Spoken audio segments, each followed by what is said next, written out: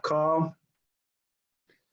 All right, let's go ahead and get started. We got lots to cover, so thank you again. Let's go ahead. Next slide, please.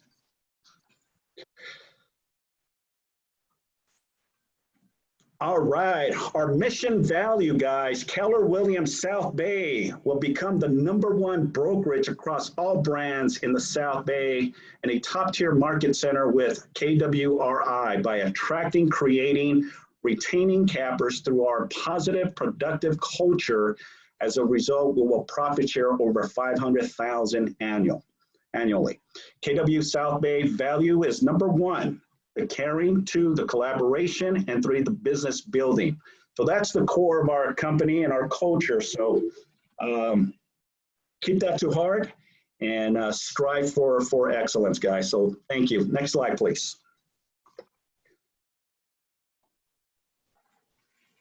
All right, as many of you know, the office is officially open as of Monday, guys. So the office is open. So yay. Awesome stuff, guys. So come in and start the momentum here at the office. So as of this past Monday, the office obviously is open, but obviously we also have to take the necessary guidelines that we have to follow. One, when coming into the office, we have to wear our mask in the common areas of the office. Wash, sanitize your hands on a regular basis.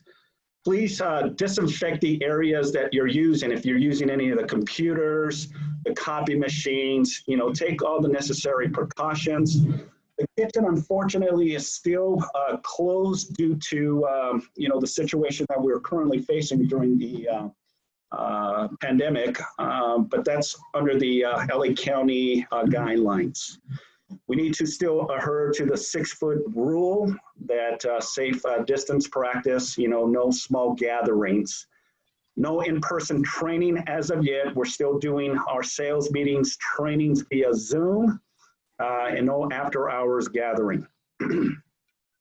Family members or guests gatherings also in the office, okay? If you have any questions, you can always reach out to me directly, but I think it's pretty standard across all offices, okay? So office is operational. Office is open to all the agents. Come back and let's get that momentum going here in the office. Next slide, please. All right, the KW Concierge, this is something that we have launched. What I like to do is, Nat, if I can give me a minute to just share a quick video, guys. So I'm gonna have Nat, if I can just share my computer. Nat, if I can have you just pause for a minute, and I want to share a quick video. Bear with me here momentarily, guys.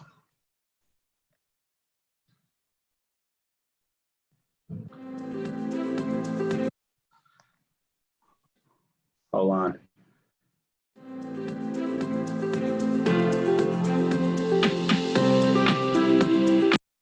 Can you guys see the video? Yes. Okay, very good. Let me start over again real quick.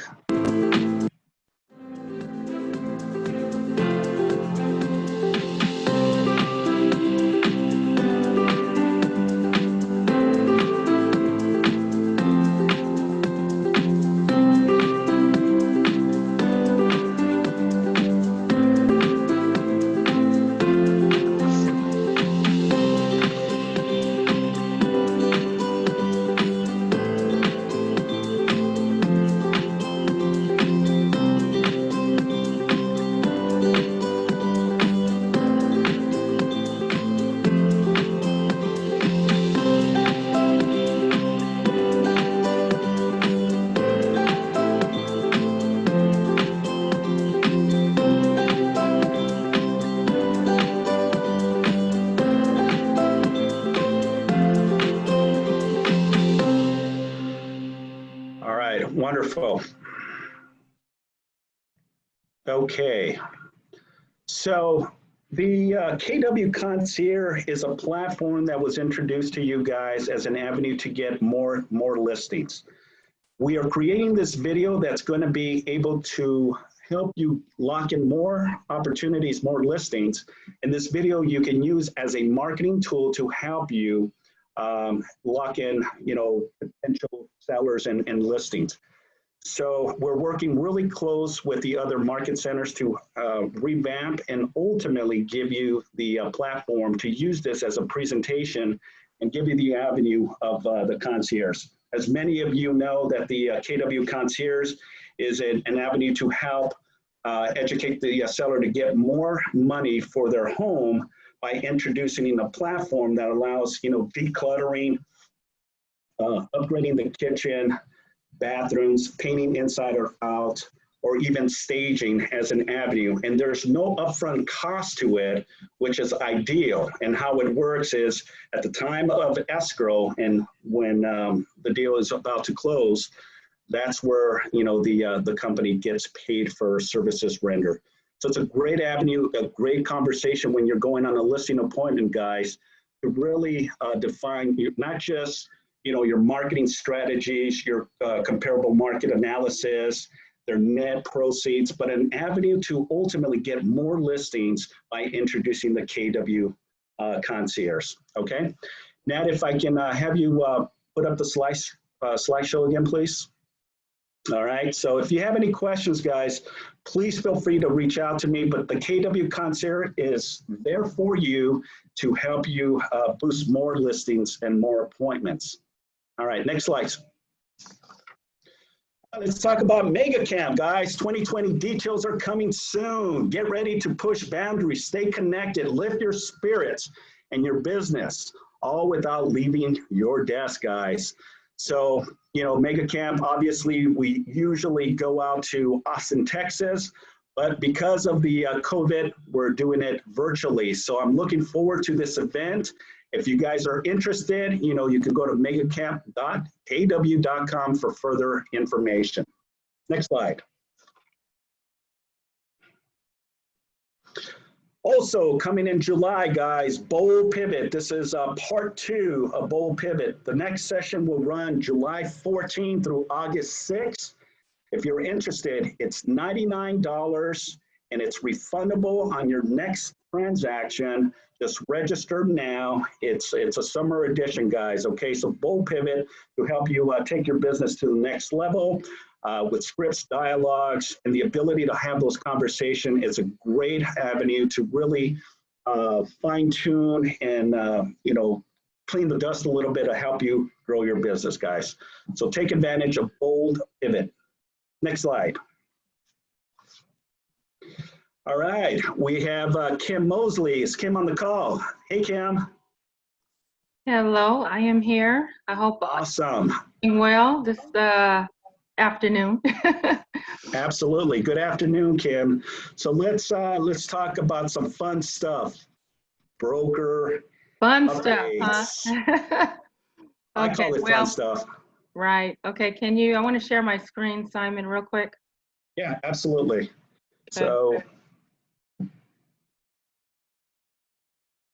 I'm disabled.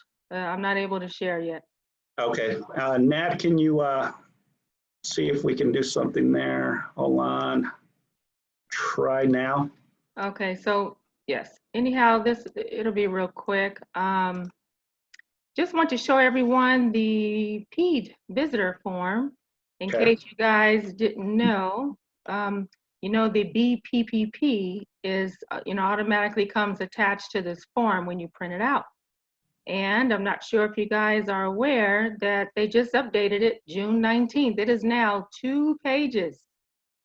I don't know if anyone has noticed that if you're using this form, or you should be using this form, of course, but it is now 2 pages. You don't have the initial or signature block down here, and it just attaches to the PED form. So I just want to show you that really quick. And just a couple of reminders. The posted rules for entry, that should also be part of your MLS listing, okay, on the MLS. You can have the rules or a link to the rules should be there as well. Just so you guys know, I've read that on the CAR website, and that's what the agent should be doing. So you need to have something about the guidelines and the best practice rules on your MLS listings. Other than that, I want to talk about the buyer inspections or final walkthrough. If a buyer is reluctant to, re-enter the property, maybe they saw it initially and you guys went under contract, you're getting, near the end and the buyer doesn't want to go into the property now. Maybe they're worried, maybe they're, all of a sudden scared of getting sick. Or you may have a buyer that is just out of town and they can't move the close date, right? And you're like, well, we need to do the final walkthrough. The buyer cannot do the final walkthrough because, they're out of town, but they still want to close on the same date. If that happens, number one, do not try to conduct the final walkthrough for the buyer. That is the buyer's final walkthrough. Please do not try to do that. Okay, all kinds of problems can come from that. I have my own experience when I was very new and they couldn't make it and she asked me to do it and I had her on the phone, took pictures, everything with her, just going around making sure seller did it. Yes, they did it. I'm showing her pictures. Deal closed. She swore up and down they didn't do it, wanted to sue and all kinds of stuff. So just don't ever do that. But if the buyer can't make it, of course, if they need to waive it or they can't make it, use the BIW form, of course, right? The buyer's inspection waiver. And definitely note your file. But not only that, the main point I bring all this up is to say, I always say CYA. And you know what that means, right? Cover yourself, do an email to the clients and have them respond back that why they are unable to make it to this final walkthrough. And not only that, that they are requesting to still close. So you have that in your file. Instead of they move in and then they find, things wrong with the property, but yet they didn't conduct their final walkthrough because they didn't want to or they couldn't make it. So just very important that you guys do that. Cover yourself, use the waivers. Never suggest outright for the buyer to waive an inspection or the final walkthrough, anything like that. Just please don't do that. You got to think when you did the offer, what prints out with the offer? The buyer inspection advisory. So actually we are advising them to have a home inspection. We should not be advising them to waive it or not have one. It protects us, that we are advising them to do it. It protects them that they do their inspections and have their walkthrough. So that is basically it. Other than I'm still waiting to see these new advertising guidelines that will come out July 1st. So we're a week or two away from that, and we'll be talking about that as soon as it comes out. Okay. I do have a couple questions for you, Kim. In regards to the form, you indicated that there's no need for signatures anymore on the guidelines? Right. They've taken them away. The little lines for initials or for signatures, that's gone. It's blank, for you just to read, and it attaches to the forms. So of course the office had to have the other one initially where all the agents sign. Correct. They agreed to it. But on the attached forms now in CAR, it's been updated. There's no initials or signatures for it. Beautiful. The other thing that I like of what you said is, cover yourself in regards to documenting, how important, especially from a broker standpoint, the importance of documenting. I'm a true believer, and Kim can testify to this, that anything that we do in real estate, even though a buyer or a seller may have differences, they may not want to sign a specific form or decline on signing a specific form.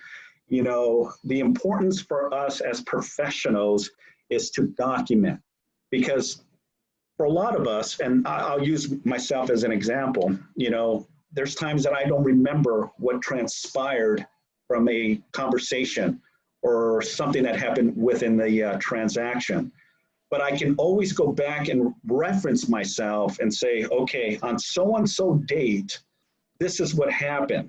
The buyer or the seller declined, refused to sign a specific form. Because at the end of the day, if there's ever a complaint, or you go to arbitration or even mediation or an actual lawsuit, The first thing is not what you say, it's what was documented, guys. Exactly.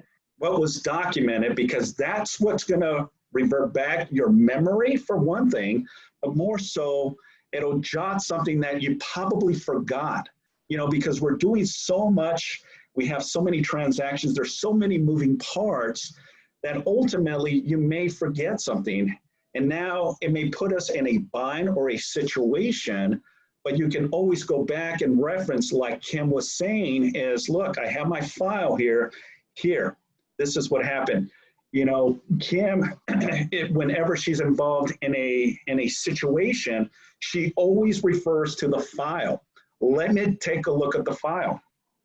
That way we can dissect exactly. And this is the reason, guys, we have checklists of items that bullet point what are the necessary forms.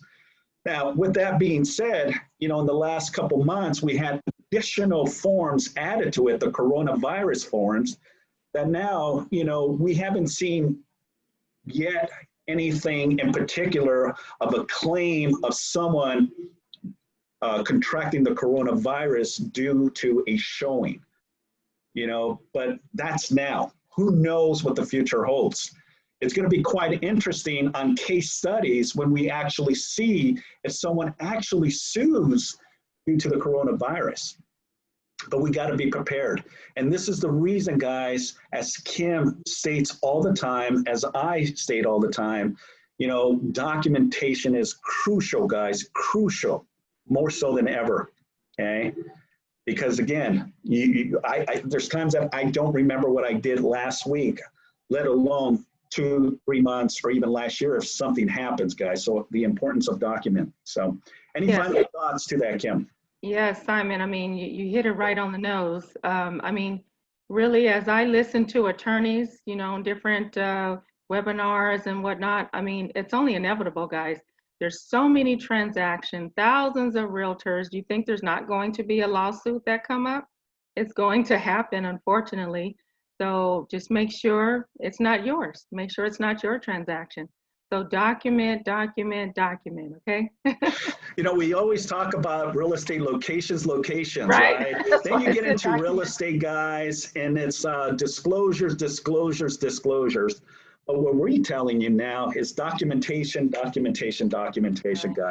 It's a balance of everything, guys, because obviously the right location is crucial for your client. But, you know, disclosures are another platform that we need to disclose anything and all regarding the property.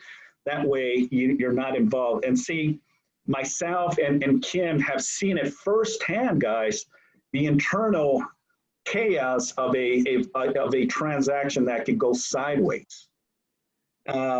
Most of you have not been in that situation, and it can be very stressful during that time. This is why it's important that, you know, everything that you do, you do it, you know, with care and integrity.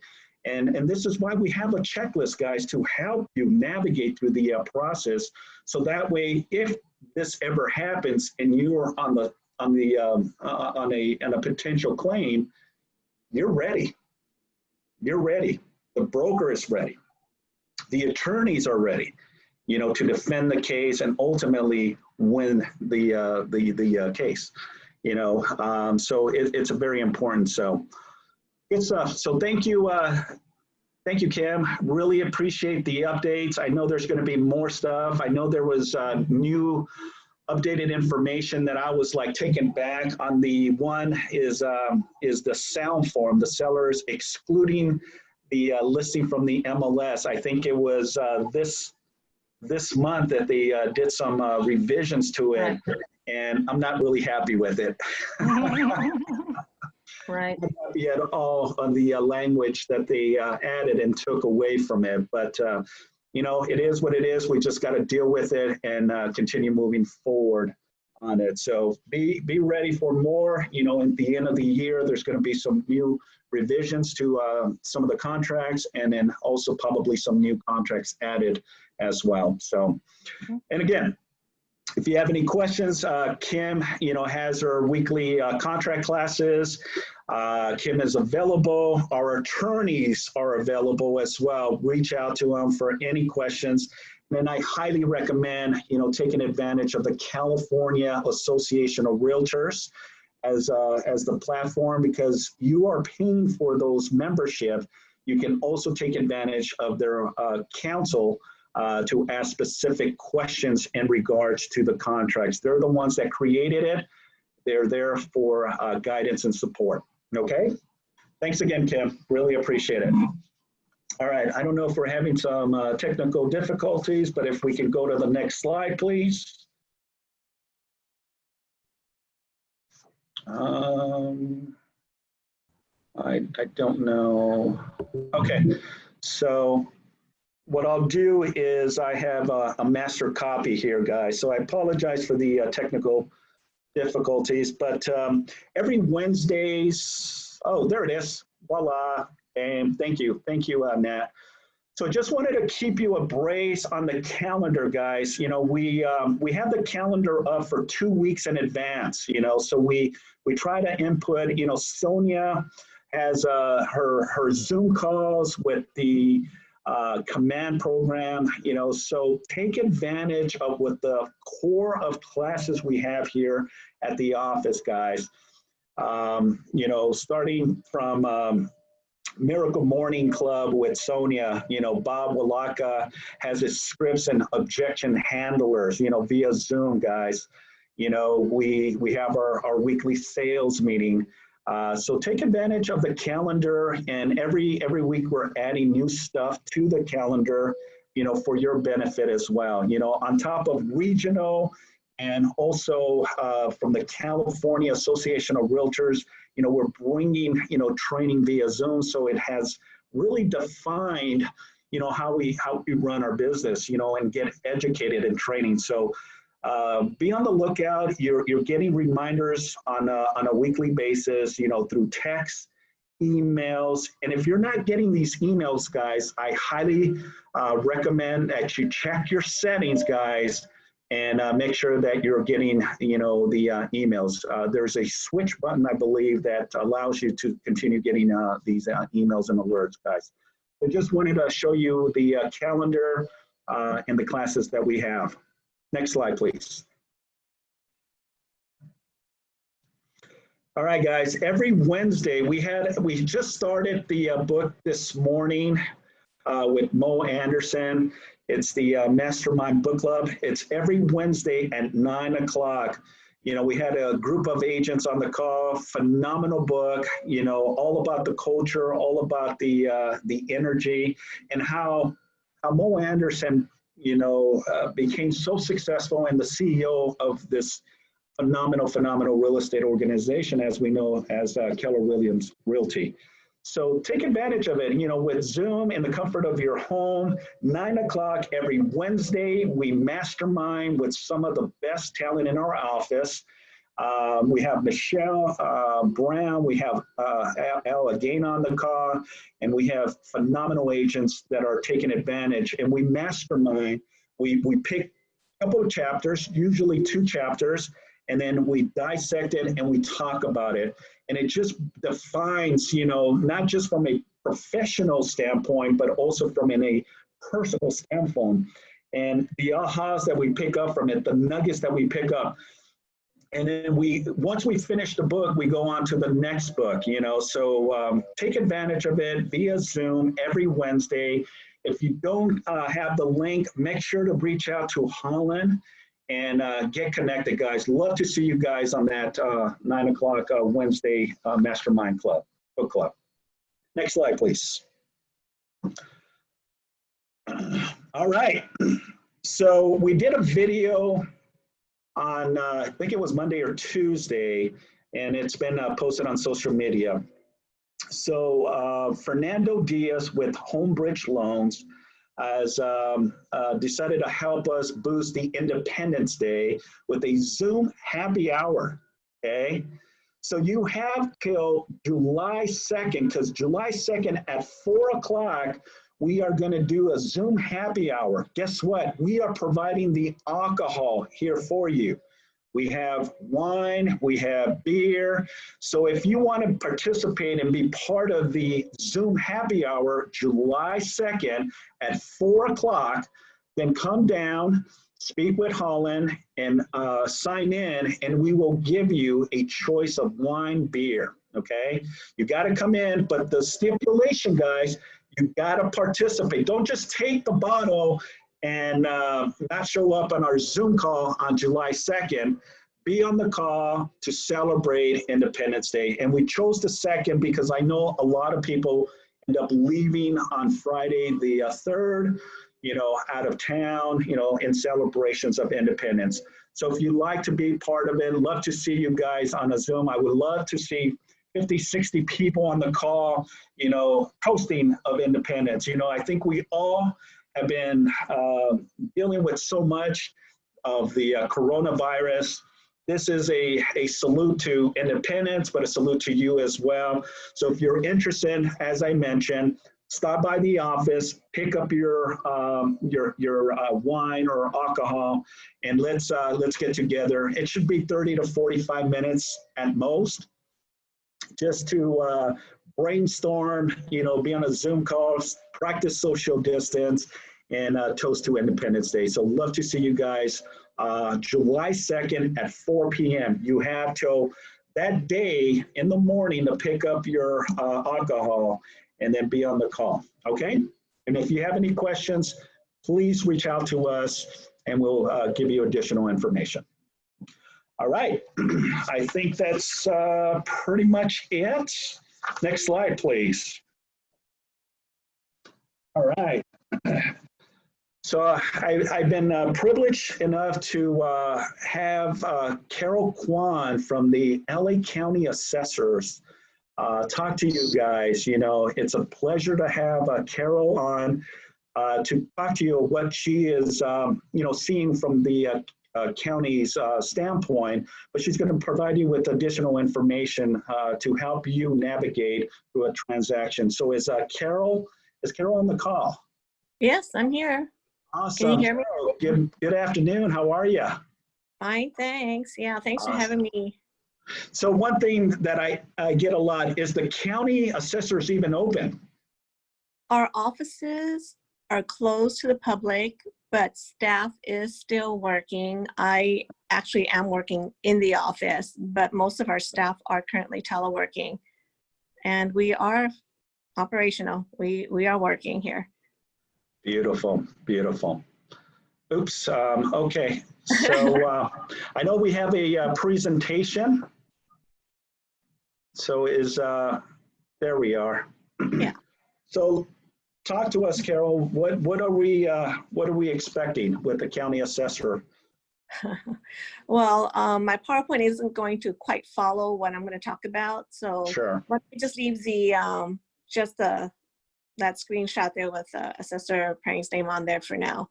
So basically, we've gotten a number of questions from property owners saying, well, because of COVID, am I going to get a reduction in my property taxes coming out in October? And basically, what they're asking for is there going to be decline in value. And so for us, when we do decline in value reviews, the filing period begins July 2nd, ends November 30th. And we are looking at the assessed value as of the January 1, 2020 lien date. So whatever the value is as of January 1 is what the annual property taxes are based on.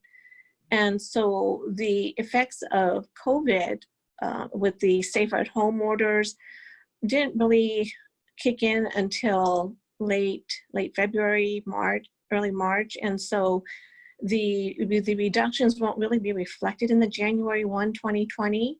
However, it will be considered for January 1, 2021. And so we're not going to stop people from applying for decline in value if they truly believe that their assessed value is greater than the fair market as of January 1. And then we're looking at comparable sales in more than 90 days from the date of value, then by all means, please file for a decline in value review.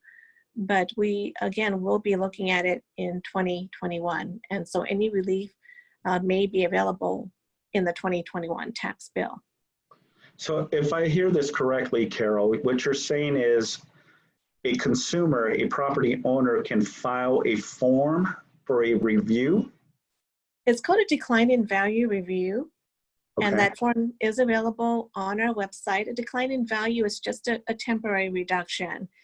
A number of years ago, during the major recession, we were proactively reviewing single-family homes and condos that sold within a certain period. So the height of the market was about 07, 06, 07, and 08, and then it started tanking. And so our department proactively reviewed about 580,000 single-family homes and condos in 2010, and a good majority did receive a temporary reduction. So it's only a temporary reduction, it's not permanent.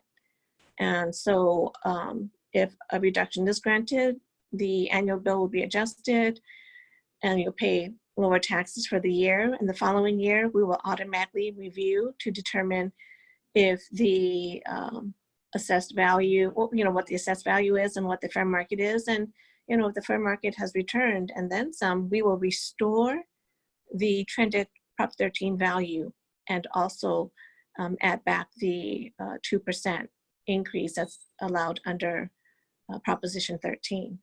And so it's really a win-win for the property owner. If it's down, if the value's down, they can pay less taxes.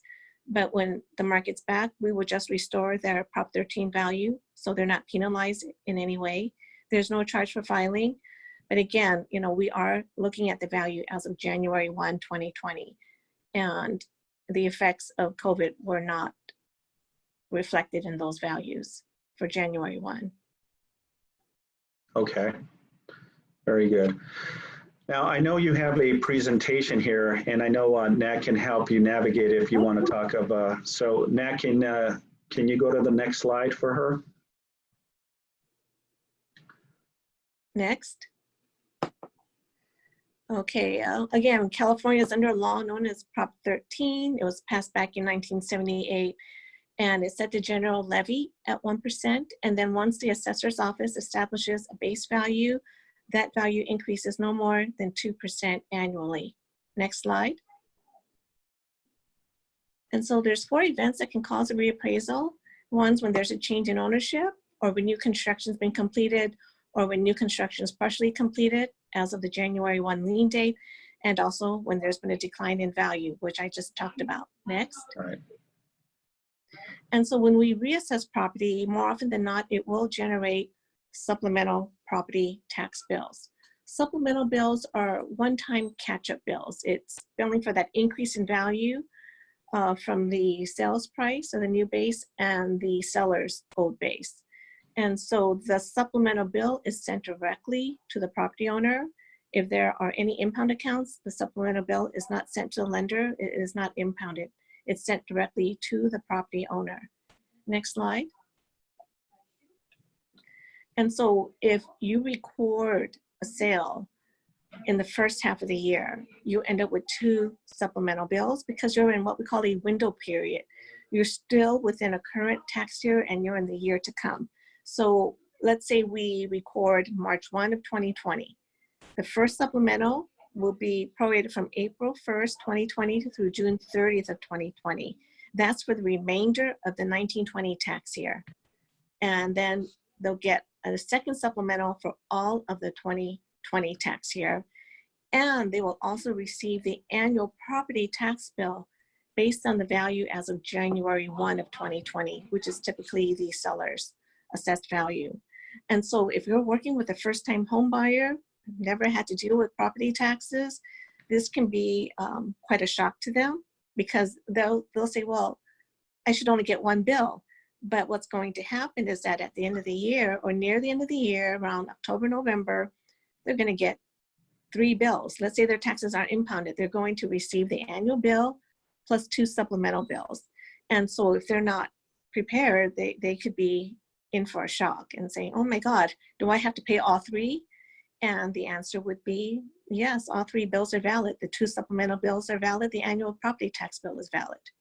Now, if the sale occurred in the second half of the year, then they get 1 supplemental bill. And in that example, if it was August 5th of 2020, then it would be prorated from September 1 of 2020 through June 30th of 2021. Next slide. And that's our homepage, our website.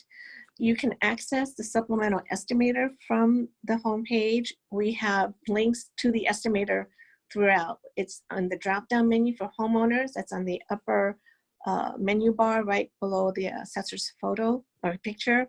And it's also with the real estate professionals drop-down menu. And when we scroll further down the page, it's not there, but it's going to be under the more popular links as well. So we're trying to make that link available throughout our page so that people will use it. Next slide.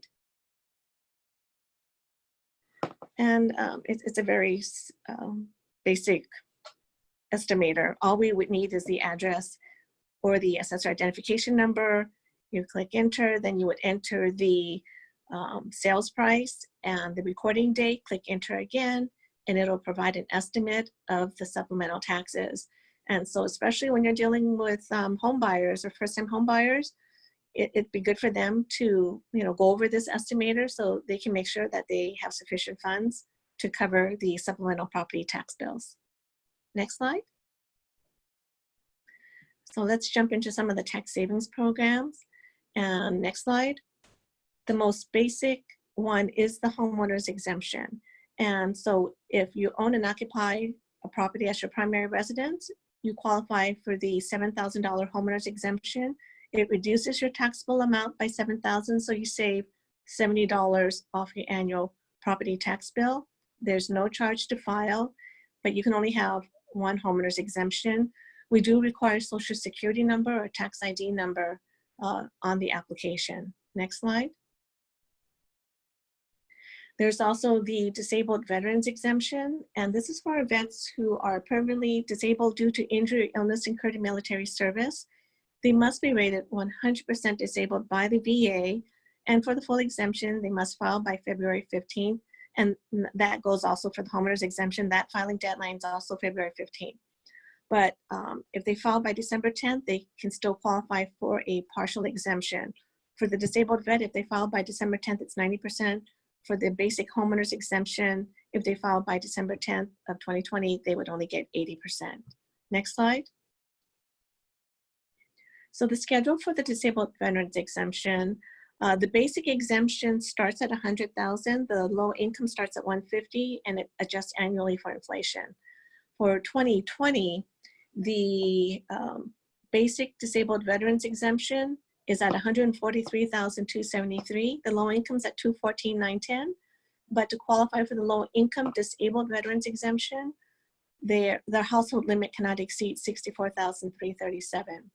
And for our disabled vets who qualify, they can save anywhere from $1,400 to $2,100 a year off their annual property taxes. They don't have to file annually if they receive the basic exemption, but if they want to continue receiving the low income disabled veterans exemption, they do have to file annually because they need to report their annual income to our office. Next slide. And this is the proposition that we receive numerous calls and emails on, and it's Prop 58, also known as the parent-child exclusion. So earlier, I said that whenever property changes ownership, it's subject to reassessment. And so if this is a transfer between parent and child, can we just, if this is a transfer between parent and child, that transaction may be excluded from reassessment. And so the property must be owned by either the parent or the child, and interest in an LLC will not qualify. And the primary residence must be eligible for a homeowner's exemption or disabled veterans exemption. And that comes into play because there is a limit on the amount that can be excluded. It's $1 million per eligible transferor. And so if a property doesn't have a homeowner's exemption on it, it will count against that million when we do the calculations. And so, for example, if my mom has 3 properties and one's her primary residence and she has 2 apartment buildings, and she transfers everything to me, I would file a claim for each one. And because the primary residence has a homeowner's exemption, it won't count against the $1 million limit. Now, the assessed value of each apartment is let's say 400,000 each. That's the assessor's row value. And so the sum total of the apartments comes out to 800,000. Therefore, both properties would be excluded from reassessment. Instead of, let's say the fair market's at $1 million each, I would continue paying taxes based on my mom's lower Prop 13 trended value. So that's a huge tax savings for the children, but they must apply for it. Next slide. And there are deadlines for filing. It must be 3 years from the date of transfer or before sale to a third party. A claim may still qualify if it's filed within 6 months of the mailing date of the notice of supplemental or escape assessment. And for this provision, a child may be the son, daughter, son-in-law, daughter-in-law, stepchild, while that step-parent, stepchild relationship exists, or a child adopted before the age of 18. Next slide. There's also a provision known as 193, which is the grandparent-grandchild exclusion, and that's one way only. It can only go from grandparent to grandchild. 58 can go either way. It can go from parent to child or from child to parent. But 193, it can only go from the grandparent to the grandchild, but the parent who is considered the child of the grandparent must be deceased. So that means my mom can pass property to my daughter or her granddaughter. Granddaughter can file for the grandparent-grandchild exclusion, but it would only be approved if both my husband and I are deceased. So if we're not deceased, you know, yeah, grandchild will get the property, but it's going to be reassessed to fair market value. Next slide. Next slide. So basically, death is a change in ownership. And even if a property is in a trust, we still need to be notified on the passing of the owner of the trust. And even if it stays in the trust, it is still subject to reassessment once we discover that the owners have passed away. And I think that's maybe a misconception or misunderstanding people have. They think that if we have it in the trust, and let's say mom and dad have the property in the trust, and then mom and dad pass away, there's no change in ownership because it's still in the trust. And that's incorrect. Even though it's still in the trust, once the parents have passed away, the properties within that trust are now subject to reassessment. However, if the beneficiaries of the trust are the children, they can file for that Prop 58 parent-child exclusion. And we get a lot of calls and emails. I'm sure you're aware of it, Simon. Maybe you have called in the past, maybe your agents have called in the past, but we get so many inquiries on this because what happens is that the parents have died, the kids decide, you know, we don't want the property, we want to sell it. So they sell it within a year. We were never notified within 150 days of the passing. They never filed for the parent-child exclusion. So now they've already sold it.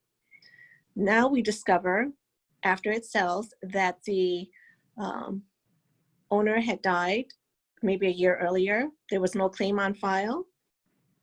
So we're going to reassess as of the date of death. And since it already sold to a third party, the trustee will end up receiving an unsecured bill for the increase in value due to the date of death reassessment. And, you know, it can be several thousands of dollars depending on, you know, what the initial base was and what the sales price is or the date of death value is. Next slide. Well, and just to add to that, Carol, you're absolutely right. I get a lot of questions in regards to that. And unfortunately, because you don't file the right documentation, then, you know, you get these situations where you get an additional supplement bill saying, hey, where did this come from? So again, important stuff to really understand from a the assessor standpoint. And by the way, guys, this PowerPoint presentation will be given to you as well. So that way you can reference and use it for the purpose of conversations with your clients. Okay, thanks, Simon. And so the documents that we do require so that we can update our records upon death is a change in ownership statement, death of real property owner, copy of the death certificate. If the beneficiaries of the trust are filing for the parent-child exclusion, then in addition to those 2 documents, we would need a copy of the entire trust, including amendments, and the completed Prop 58 claim form, the claim for reassessment exclusion for transfer between parent and child. But again, many times it's because the kids think, oh, well, it's in the trust and we sold it out of a trust to a third party, so there's never been a change in ownership, and why am I getting reassessed? Because it's always stayed in the trust. And that's the thing, is that the trust isn't the owner. The trust is just, it's just really a vehicle that the property is in. And, but once the owners of the trust pass away, that trust becomes irrevocable. The property within that trust is now subject to reassessment. It's a change in ownership. Okay, next slide. Another one that we receive a number of inquiries on is the senior replacement dwelling benefit, known as Prop 6090. And under this provision, a senior is someone 55 years or older. They sell their primary residence, which is a property that is eligible for homeowners or disabled veterans exemption. You can make your life easier, our lives easier. If you qualify for a homeowners exemption or disabled veterans exemption, have it on there. And you buy a replacement property within 2 years of the sale of the original. The fair market value of the replacement must be equal or less than the value of the property that's sold, of the original property. Again, it must be acquired within 2 years. It can be 2 years before or 2 years after the sale of the original. Please keep in mind that age is a very important requirement. If you're working with clients who, let's say 54 years of age, 11 months and 25 days, they're 5 days away or so from their 55th birthday, you may want to tell them that the age requirement for Prop 60 in order to qualify is that one of the claimants or the claimant must be 55 years of age or older at the time the original is sold. Because I have had people call in and say, well, I was 54 and 10 months or something, and I sold my property. Had I known the age requirement, I would have held off on selling so that I could take my Prop 13 value with me to my replacement property. And they would say that, thinking, well, we weren't aware of the age requirement. We thought that all we had to do was sell and then buy a replacement and all would be well. But no, these requirements are very black and white. And so if you don't meet all the elements, the claim will be denied. So you must make sure you meet the age requirement, the value requirement, and the acquisition requirement. All right. Yes?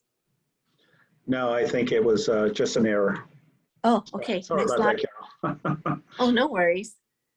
So next slide. Let's skip that next slide. So basically, when we're talking about equal or lesser, if you buy within the first year, after you sell, you do have a 5% inflationary factor. If you buy within the second year, it's 10%. If you buy the replacement first before you sell the original, there's no cushion, no inflationary factor. So it must be equal or less. That means if I sell my original for $500,000 and I buy the replacement within the first year, I have a cushion of up to $525,000.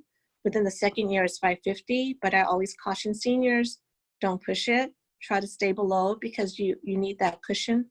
We are looking at the fair market value on the replacement. And so if you buy a property at $525,000, you're at the limit. But let's say it was not an arm's length transaction. You got a great deal. The seller was in financial distress and had to unload the property, so you got a good deal. And really the fair market's at $575,000. When we do our review as to value, the appraiser's going to say, well, yeah, it's sold for $525,000, but all the comps are coming in at $575,000, $600,000. So they may determine that, hey, fair market's 575. This does not meet the equal or lesser requirement, and deny the claim. And so before seniors take advantage of this, they really need to do their due diligence and understand what all the requirements are. Now, if they want to move to another county outside of LA County, there's only 10 counties in the state of California that have a Prop 90 ordinance in place, 6 in Southern California, 4 in Northern California. And so we've got Ventura, LA, Orange, San Diego, Riverside, and San Bernardino for Southern California. And in Northern California, we have Alameda, San Mateo, Santa Clara, and Tuolumne. But before you sell and buy outside the county, you should always contact that assessor's office to make sure that the Prop 90 ordinance is in place and is active, because counties can opt into the program, they can opt out of the program. So you want to make sure that their Prop 90 ordinance is still in place before you acquire your replacement, hoping to transfer the base there. Okay, with the Prop 6090, it's a one-time only benefit. Husband and wife are deemed to be used together. If you own a multi-residential property, let's say a duplex, and you occupy one unit and you rent out the other, when you, let's say you sell that duplex for $1 million, you don't have $1 million to work with when you're looking for a replacement. You only have the value attributed to the unit you occupied as your primary residence, or to the unit that was eligible for a homeowners or disabled veterans exemption. And so let's say it's 50-50, you only have $500,000. So that is something to keep in mind as well. So one-time only benefit, husband and wife are deemed to have used it together. We get questions like, well, husband and wife are over 55, but they're getting a divorce and they're selling the house. Who gets to take the base? They're gonna have to work it out with their attorneys. We don't get involved with that. So they will have to determine who gets to take the base with them, because it cannot be split. Next slide. So the last proposition I'm going to cover is known as 110. And under this provision, a claimant who's severely and permanently disabled may transfer their trended base value from their original home to a newly purchased or constructed home. Same requirements of 6090, you must sell the original, you must acquire a replacement. That must be within 2 years of the sale of the original.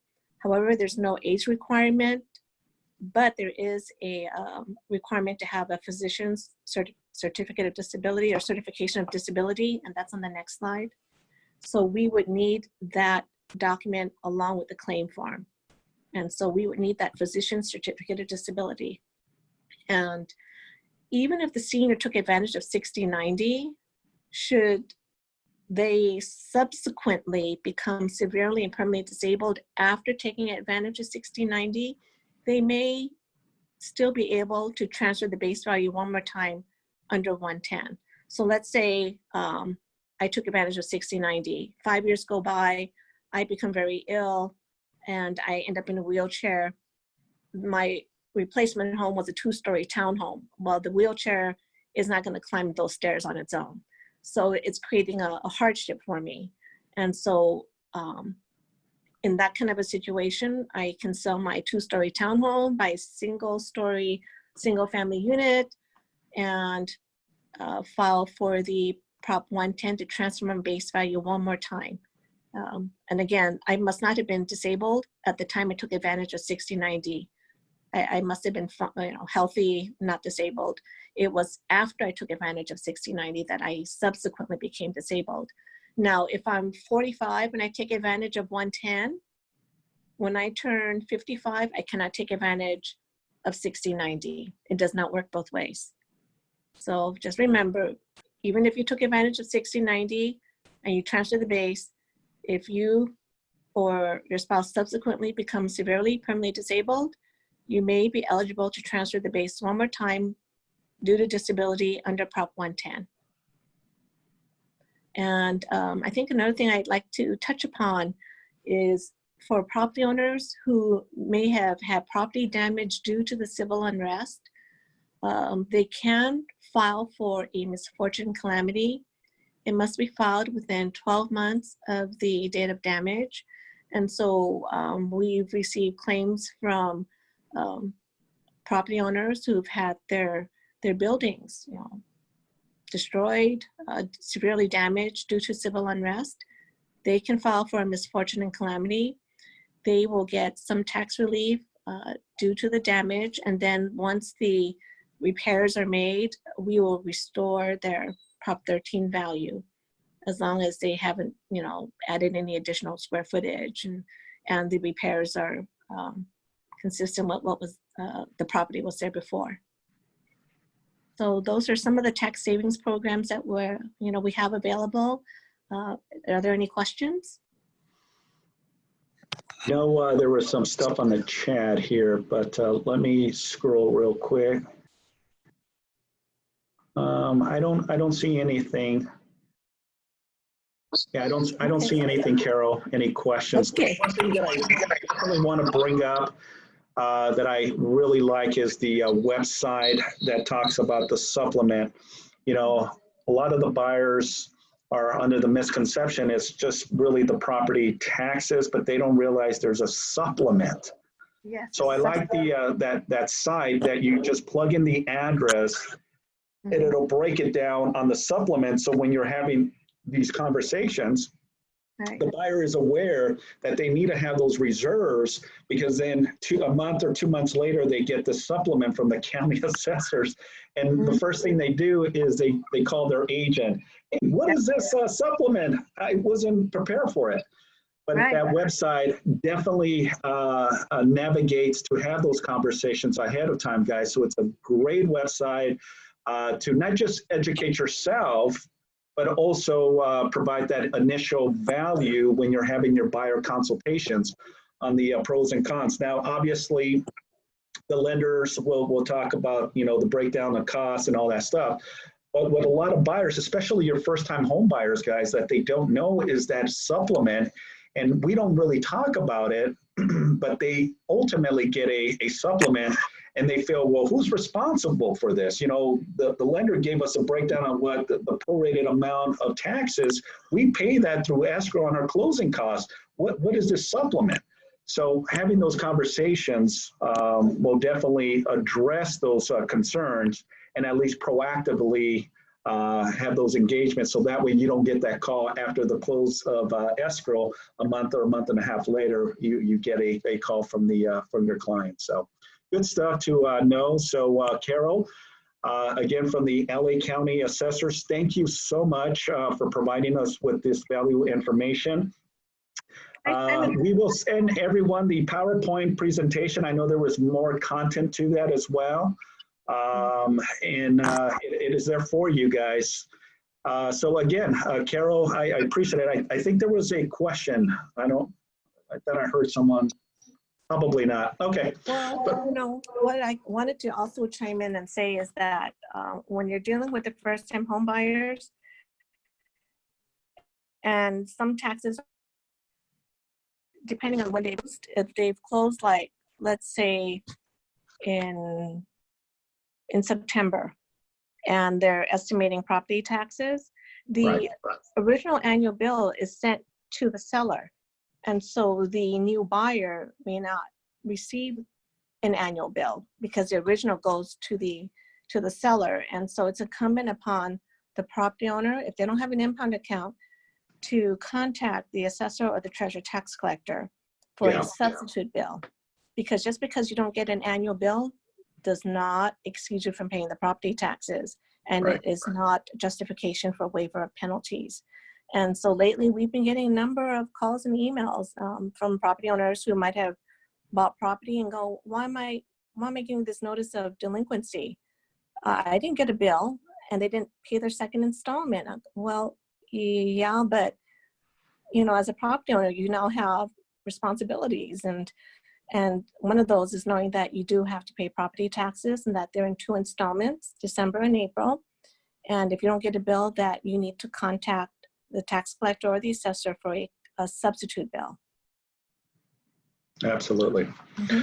Very good. Again, Carol, thank you so much for the valuable information. I really appreciate you being on our call and our sales meeting. And again, you know, if you guys have any additional questions, you can go directly to their website and gather some more information. So again, thanks again, Carol, for taking the time of your busy day to be on the call with our agents. So thanks again. All right, guys, that's a wrap. It is 1 o'clock. We're going to give a few seconds to allow the affiliates to just arm and introduce themselves again. So let's go with Ray with Elite Group. Ray, how you doing? We are doing fantastic, Simon. Great to see everyone on here. Guys, we're capping out third week in a row. We have the potential we're losing a lot of inspections at this point, capping out around 470. We have the potential to do 620 with all the orders coming in. That being said, we are hiring. I am looking for 20 new inspectors. We would prefer mid-age 20s to 30s, but if you have, you know, a younger candidate, just send him my way. We're willing to train them up. It's a great company to work for, great culture. We are the largest home inspection company in North America. So if you guys have anyone in mind, kids, family, friends that would want a good career, please send them my way. Thank you, guys. All right, thanks, Ray. Let's go with Mindy with My NHD. Mindy, good afternoon. How are you? You're on mute. You're on mute. Mindy, we can't hear you. You're on mute. There you go. There I go. Sorry. I always forget my tablet. I have to turn it vertical so I can look up instead of sideways. Great presentation, Carol. I'm so fortunate to always hear all your updates for 15 years now. It's wonderful. And Simon and Kim, I just want to piggyback on disclose, disclose, disclose. I love it because, my God, you don't want to be in a lawsuit. It's just horrific. And My NHD is here to protect you. That's why we're on the ZIP forms in partnership with CAR. And in 26 years, we have never had any issues on our report, no lawsuits. So yay. Be safe and practice safe real estate, everybody, please. Thank you. Awesome. Thank you, Mindy. Appreciate you. Thank you for having me. Absolutely. Great Thank you. Yeah. Awesome. Joanne, how are you? Joanne Gallen, Orange Coast Title. Just want to always remind you, we give a discount of 15% for any sellers that are 55 and older. And only one of the sellers has to be 55, and also a 15% for all military. Thank you. Thanks for having me. Love you guys. Awesome. Beautiful. All right. We got Ben. Ben Shu. How you doing, my man? Hey, guys. Hey, Simon. I'm good. How are you? Good, good, good, good. Thank you for having me here today. Ben Shu with First American Title. I just want to let you guys know, we are, in some pretty unprecedented times, but there's still a lot of business going on. We have low inventory and a lot of properties going in escrow. So give me a call, shoot me an email. We can help you guys market your listings or even just really market yourselves in a different manner during these COVID times. So it can help you do some, strategic farming. Beautiful, Ben. Thank you so much. It was good seeing you yesterday, by the way. Likewise. Always good to see you in person. Yeah, beautiful. Thanks again. Thank you, Ben, for all your help and service. All right. Any other affiliate that I saw? Where did she go? Nicole. Where's Nicole at? Is Nicole on the call? Nicole Romero. She probably got a bad reception. Anyone else that I'm missing here from our affiliates? Okay, going once, going twice. All right, guys, that concludes our sales meeting. Thanks again, guys. I really appreciate you and I appreciate your time. I value your time. And some exciting stuff. As I mentioned, the office is open. So let's get that synergy back here like we did in the beginning of the year. Looking forward to it. Let's crush it this third quarter. Summer's here. Again, let's make it a wonderful, wonderful week. And remember our 4th of July happy hour. So if you guys are interested in getting some alcohol, stop by the office and let's cheer July 2nd at 4 o'clock. Again, thank you guys. We'll see you next week at our sales meeting. Bye for now. Thank you. Have a great week. Thank you.